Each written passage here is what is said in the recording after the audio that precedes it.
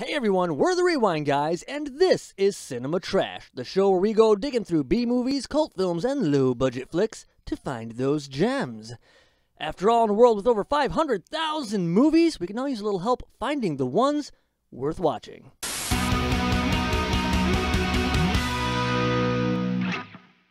Welcome back. I'm your host, Patrick, joined by Russell.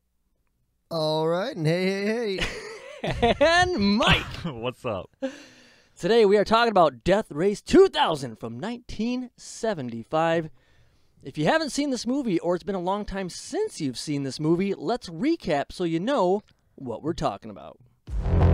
It's a movie that makes Days of Thunder look like driving Miss Daisy. I like to go under the speed limit. In a dystopian future, a cross-country automobile race requires contestants to run down innocent pedestrians for points that are tallied based on each kill's brutality. It's Death Race 2000, starring David Carradine from Kill Bill, Simone Griffith, and a young Sylvester Stallone, who went on to star in Rocky just 1 year after he wrapped this film. Directed by Paul Bartle, the movie was released in 1975 with a rating of R, runtime of 1 hour, 20 minutes.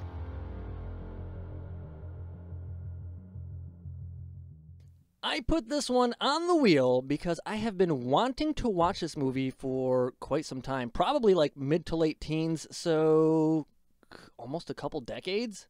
Which I don't even know why. I don't know why. This movie has two things I hate. Two things I absolutely hate.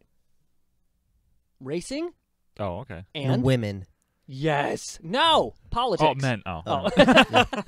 No, politics. Like, in an action movie, I love a good car chase as much as the next guy. But when it comes to racing, it's boring. Oh, it is.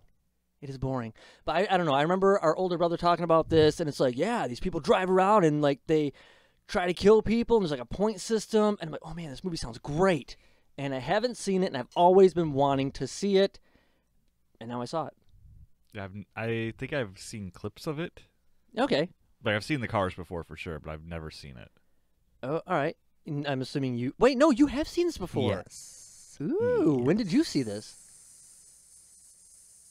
I don't know, probably 10 years ago. Huh.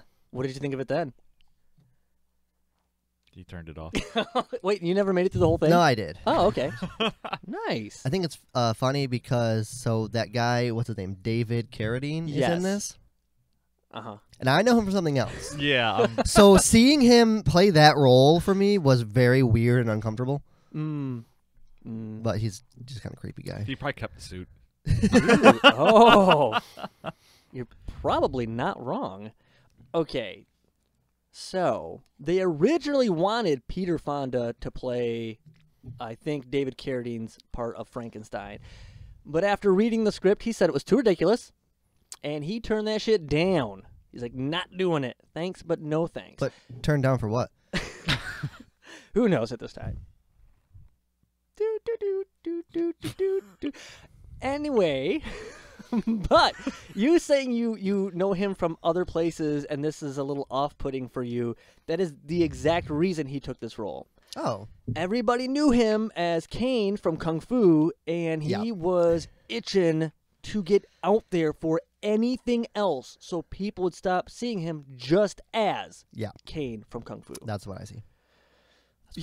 So you still just see Kane? Yes. Well, I've never seen any of the Kung Fu shows. Does he have? Is it kind of the same person? You know what I mean? Does he actually know martial arts? He does. I think he does, doesn't he? I think he does. I don't know how good, but I think he knows some. Like, I'm not really sure. The fight scene in this was good. Yeah. Top notch. Can I ask? Is this the fight scene between him and Sylvester Stallone? Oh God. Yeah. Oh my God. The funny man from Chicago. Machine Gun Joe Viterbo! Here he comes, Machine Gun Joe! The director, let me look here because I can't remember anything. Paul Blart? Oh my God. No. It's Bartel, I think. B-A-R-T-E-L. Oh, Bartel. Paul Blartel. No, Bartel. Paul Bartel. When he was directing this, he was making it a comedy. He was Oh. putting all different kinds of comical elements into this. Very and noticeable. Wait, what? No, it's very noticeable. I'm not saying it's not, but Roger Corman, who is the executive producer, Corman. If you don't know him, he makes schlocky films. That's just what he makes. He makes B, low budget. He has produced over 500 movies. He is a busy dude. And all his movies are like exploitive and low budget and B and all this stuff. He's like, nope. He pulls out the majority of The time. No. He pulls out the majority of all the comical elements of this movie and replaces them with the head squish that you see and the blood squibs and all this. He puts gore into it ultimately. I think he wanted something more serious, and so you don't get it. No. The gore was funny because it looked so Yeah, bad. the whole thing so was just I hilarious. honestly thought that was one of the comedic elements as well. I think that might just be a 70s thing, though. Yeah, I think, probably. I don't think they really perfected a whole lot of gore in the 70s. I think you get a lot of that really bright red blood, and it's not good. Although I do remember, even though it just kind of flashed really quickly, I remember the head squish being kind of okay. Like, I was just like, did not see it coming. Did not see it coming. When the cars lined up, did we have a favorite? Did we have one we were all rooting for? I thought the whole thing was dumb. Those awesome cars? Are you serious? The introduction for everybody was, oh my god. You didn't like Machine Gun Joe's Tommy gun headlights? Or that stupid, No. like, hunting knife hood ornament thing? I don't even know what the fuck that was. I like when he was shooting into the crowd. They should have had somebody die out there. Like I was really surprised they didn't like show the crowd. 'Cause it's a movie called Death Race. I assumed it's like, they don't give a shit. They'll shoot the crowd. Yeah, I But- was kind of expecting that too, and then when they didn't show it, I just assumed it was like for show and they were blanks or something. Well, I mean, the crowd was still like booing him even while he was shooting at them. So Maybe they were new booers. Maybe they were booing him now because he's killing people. I can't get past the word new booers. New booers? I gotta get that new boo. it's actually it's French. It's New Bois. Whatever. I don't understand the purpose. What is the end game of this race? Who gets the most points? Prestige. Well, no. Is that all? It's like a bragging rights? That's I it? think it might legitimately just be. Well, I mean, what's the end game of any sport, really? What do you get other than like a trophy and people are like, "Yay, we love you"? Maybe some money. I don't know. Yeah, because what's Stallone's character is at this point? He's like, "We're athletes. I'm not here for this." When they're talking about the rebels attacking them, he's like, "Why weren't there guards?" Like he's bitching and moaning about, it's dangerous for us. I don't know. I guess I just when the beginning of this movie is giving you and laying this foundation of all this political stuff that it's just like over my head. And so I'm like, okay, government is a big deal behind this.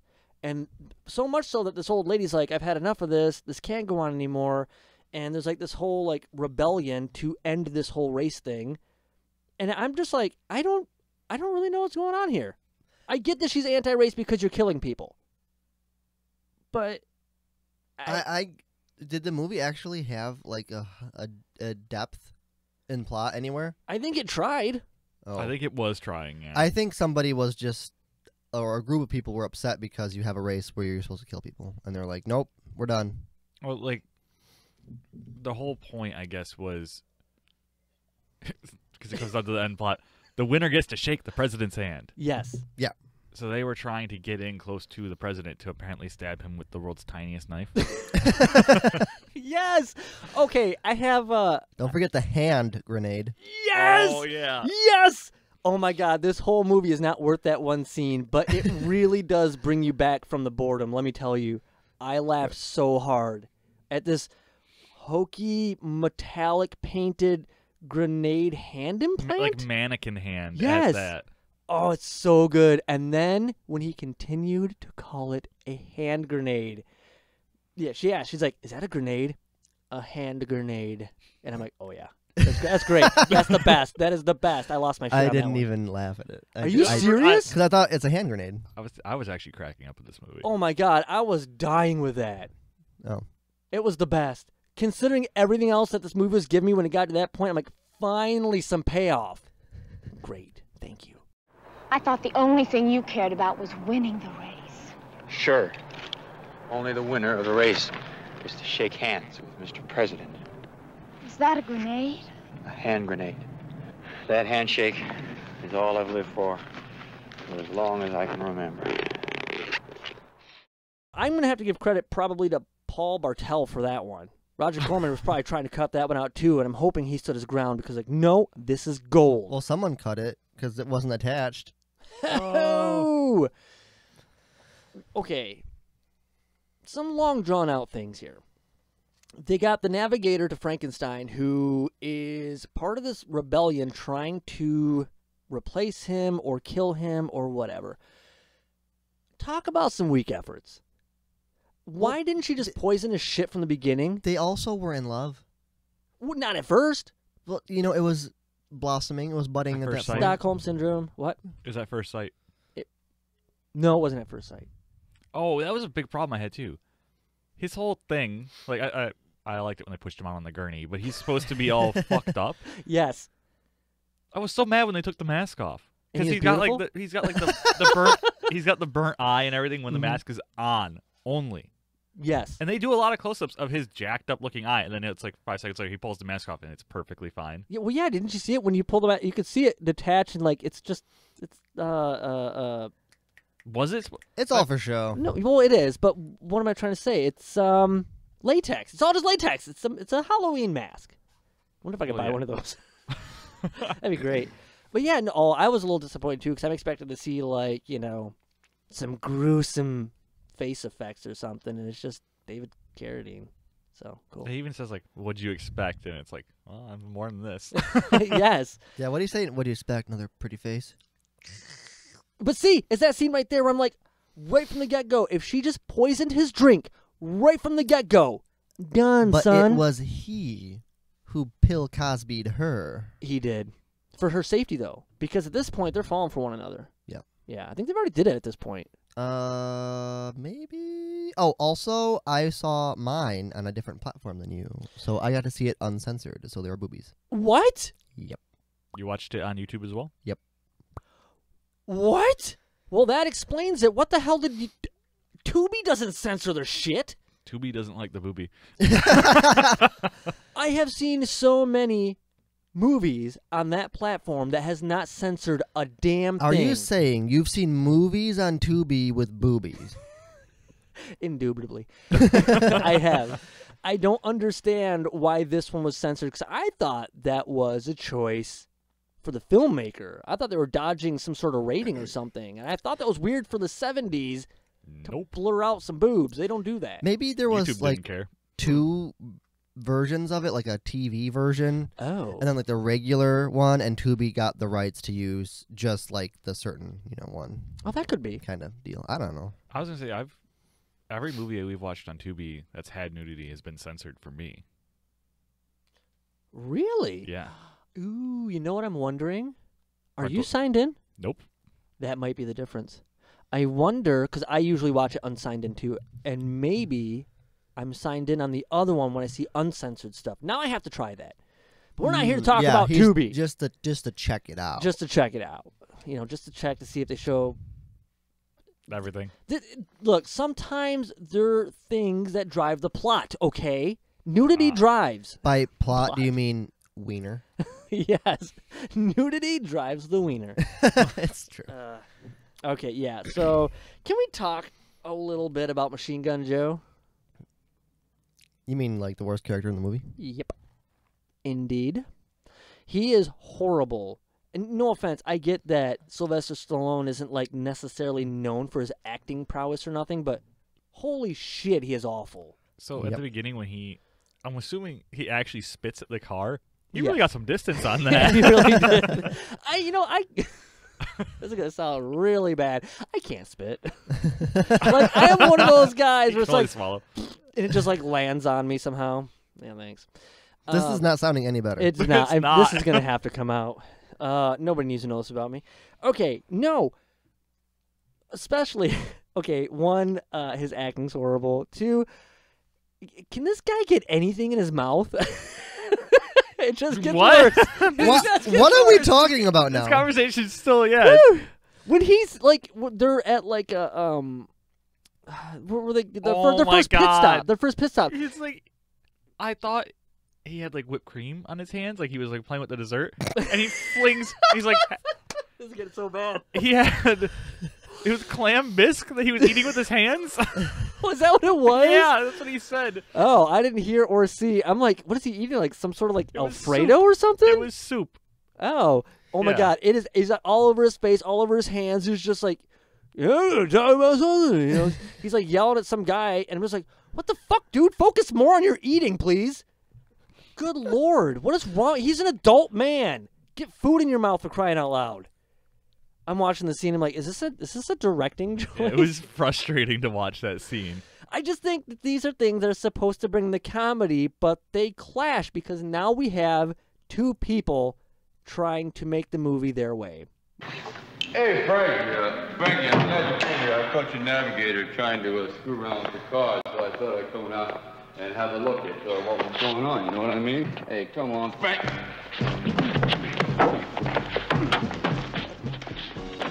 His character could have been omitted from the movie. None of these other racers even matter. Yeah, really just David Carradine. He's the only one that really has any plot significance in the movie. Yeah, he really does. These other ones are just to give purpose to make it a race, and that's it. You know, and furthermore, this is based on a short story. So they're taking a short story and they're trying to make a feature-length film. So yeah, have fun with that. I watched this at 1.5 times. Okay. So it was still a short story for me. Oh, probably made it more palatable. Very much so, by the sounds of this. Yeah, you know, I also watched it on a faster speed, and even though the movie's only an hour and 20 minutes, and I watched it like in half that time, it still seemed like there were so many scenes that just needed to end.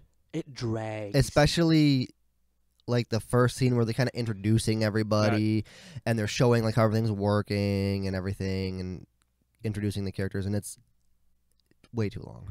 It is. Everything is really drawn out, and I don't know if they're doing that to fill that time that they need to have, or if they just thought it made it. See, I just gave that a pass because I haven't watched that many 70s movies, and all of them are like that. No, and that's true. I think 70s is typically pretty dialogue heavy. I don't even watch too many 70s movies, to be honest with you, because they are a bit slow. So maybe I guess I can't necessarily fault it for that because it's a product of its time. But yeah, but you know, if it's dialogue heavy, they could have good dialogue. That's true too. Like without Sylvester Stallone speaking. Yeah. Oh, you mean amazing lines like, "Go for the baby." Oh yeah. I will admit, the first time I see that, I'm like, oh, that's harsh. That is so harsh. I honestly was cracking up. I wish I had paid more attention to this. How long has this Frankenstein, David Carradine's character, how long has he hated the president? He's a fake. What do you mean? There's every time they're talking about those crashes, he died, right? Oh. Because he said at one point, it's like, I was trained to be Frankenstein. I think I missed that part. That would explain why after he took his mask off, he was fine. Yeah. Well, I just assumed that all these crashes and things that had happened to him, like he ultimately was kind of unscathed, and they just played it off like, no, we'll just say that you got hurt, and we'll make you this big spectacle and character for people to get behind. I never thought of he died, and they just replaced him each time. That actually kind of makes it a little cooler. Not that much, though. Enough, though. Enough. It makes it, you know, it's connecting some dots now. My brain's doing some things. Now, if I had to rate it, I would say it's a gem. Oh, yeah? But yeah, okay. It was just that little bit he needed to push it over the edge. So, that makes a lot of sense, because my question was going to be, if he hated this whole setup, he hated the president, obviously he's won other times, why is he picking this time to then try and assassinate this president guy? And it would make sense. That's because it's a new Frankenstein, and the new Frankenstein hates this shit. Man, I'm glad I got you guys around, because you guys make movies make sense. Or he had to wait until a car accident where he lost his hand so that he could replace it with the hand grenade to kill the president. Interesting. Took him 30 years. Oh, my God. Wait, did it really? No, I don't know. I was say, how old is this guy? Holy shit. That's what I'm confused about, because they do say some like dates and stuff. From what I heard, the whole situation's only been going on for 30 years, or at least the race has. I don't know. Yeah. What I also don't understand is, like, let's say he fulfills his mission, right? The end comes in, he blows the guy up. He blows the guy, and this president or ruler is no longer. I don't think this is going to make the whole new, like, political structure crumble. Am I wrong? Wouldn't there just be somebody under him who'd be like, all right, time for me to step up? Him.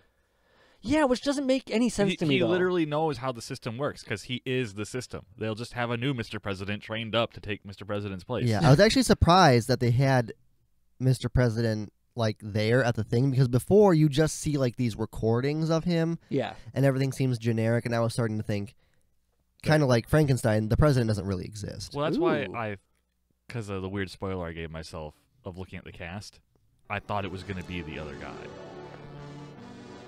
My children, whom I love so dearly, it has been my duty in the long and difficult years since the world crash of '79 to serve you as best I could. Never before. All right. Let's talk about the deaths, shall we? Which one was your guys' favorite? Well, considering none of them are memorable, I will try to pull one that I can remember. How about the one with the guy trying to hang the Frankenstein banner? And he falls from the ladder, and, like, Machine Gun Joe's asking the one guy, like, what do you think? Should I kill him? And he's like, yeah. He's a weird guy, by the way. Yeah. It's like, yeah, kill him. I kind of liked that one, apparently, because it stuck with me. But what do you guys got? So my favorite was, it was one of the drivers died. Oh. Not the Nazi lady, but the other one. I can't think of her name. Oh, God. Is this the Looney Tunes one? No, that was the Nazi lady. That was amazing. But she's a professional driver. And she starts doing like a 16-point turn to turn around on a dirt road and then hits a landmine. Oh, I was actually kind of hoping she missed it. I thought they were going to have her miss it, but no, she just did like a 3-point turn to turn around on an open desert. Yeah, I thought that was kind of funny. I don't know. I think the best deaths really were when the nurses are bringing out the old people. Oh, yeah. And the car drives through and they're like, over the fence, you see them. I just feel bad, though, because those old people still have to live. They don't want to live. They wanted to die so bad they were willing to get ran over. It makes sense, though, because the old people didn't want to die. Wait, the old people didn't want to die? Yeah, because the announcer's like, those nurses finally got what's coming to them. You see them always putting the old people out, so smug. Oh, I thought the old people wanted to die. I thought they were, like, volunteering. Kind of like that one girl who's like, I love you, Frankenstein, kill me for points. Which, by the way, was the director's sister. I cannot move on from the deaths without addressing the Looney Tunes one. They build this fake tunnel for the Nazi woman to go through, and surprise, you're driving off a cliff. You mean to tell me that on either side of this tunnel, the stupid fake wall thing, you cannot see it's a cliff? Detour, Maybe not. man. What? Detour. She saw the sign. She was going like 100 million miles an hour. She couldn't stop. It's kind of like when the Frankenstein and his navigator are fighting. She's like, we're going to die, and whatever. She grabs the wheel and goes to drive off the cliff. And they're like fighting over it for a while, and eventually he just puts the brake on. Yeah. It's I like, was thinking that the whole time. Why does he not just step on the brakes? Mm-hmm. Yeah, I kind of thought the same thing too. But, you know, it's dramatics. You got to make this boring thing exciting somehow. Didn't work. Didn't work. We'll see. I saw. We'll see. It looks like Matilda has been blown totally... Correction! Matilda has made an impressive score. Stand by. I know we got a remake of this, sort of. Like, I think they... Did we? Well, I mean, not necessarily a remake, but I know that the one with Jason Statham in Death Race was kind of a revamping, a reboot, a reimagining, I guess, of this. Because guess who's the executive producer? Roger Corman, the same guy that produced this one. Why? I think they should have did what should have been done in the beginning and made it a comedy. And you know who I could see as Junior Bruce 100%? You? No. Will Ferrell. No, God, Oh, no. my God. Well, I love Will Ferrell. No, I love Will Ferrell too, but he'd make a horrible Junior Bruce. Why? Really? You think? Yes. You're telling me you Jack don't... Black. No, Wait, damn it, no. You're telling Bring the me dreads. you don't think Will Ferrell could play an annoying reporter? I think Will Ferrell could be the annoying Machine Gun Joe. No. I'd be okay with that. Steve Martin could make an amazing, like, this guy gives me Steve Martin vibes. Isn't he like 1,000 years old though? He's still making stuff. He's in Only Murders in the Building, and he's still worth looks like 100 Steve Martin. Here's the thing with Steve Martin, right? Like, he looked old when he was young, and now that he's old, he just looks old, so it's like he's never aged. Huh. Yeah. It's like a Patrick Stewart situation. It really is. It is. Yeah. He's been Patrick Stewarted. These wrinkles have wrinkles.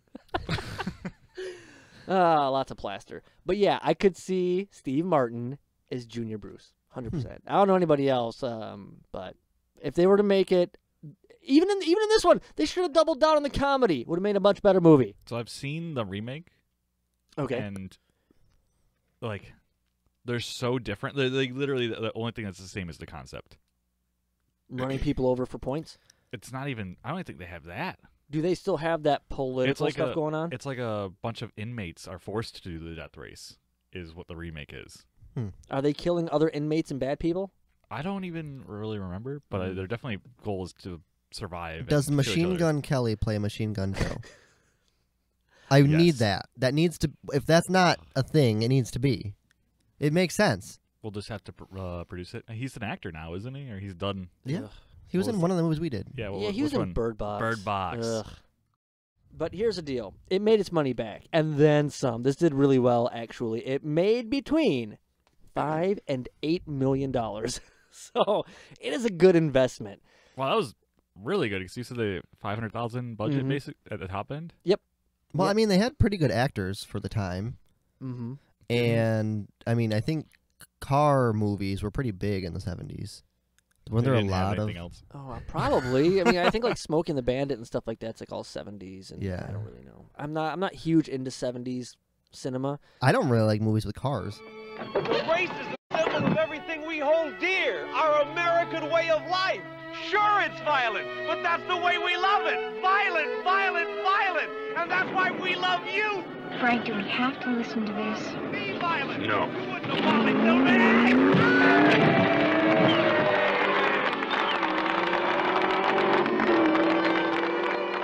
It's time for final thoughts and ratings. Let's go to Mike. Mike, what are you going to give Death Race 2000? So what you were just saying about the movie's really forgettable, I think that's why I gave it the rating I did, because I can't remember anything really good, but I can't remember anything really bad. So it gets a... Ooh. 50. You could say that is middle of the road. Oh, God. Can I take away some points for that? Yes, you may. All right, let's see. Russell. You know, seem like you probably liked it the most. What are you going to give Death Race 2000? Clearly a 10. Let's just say, as I was watching this movie, it really went from 0 to 60.